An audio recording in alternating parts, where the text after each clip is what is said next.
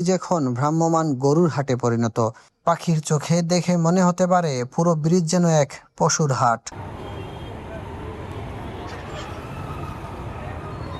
আগামীকাল পবিত্র ঈদুল আজহা, আর হাটের আজ শেষ দিন। শেষ সময়ে কুরবানির পশু কেনার হিড়িক পড়েছে সিলেটে। কাজীর বাজার থেকে শুরু করে রাস্তাঘাট সব স্থানে এখন কুরবানির পশু কেনাবেচায় ব্যস্ত নগরবাসী।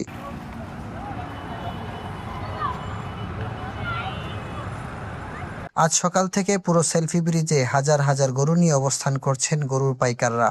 তার মাঝে সৃষ্টি হয়েছে দীর্ঘ যানজট। আজ শেষ দিন, গরু বিক্রি চলবে ভোর রাত পর্যন্ত।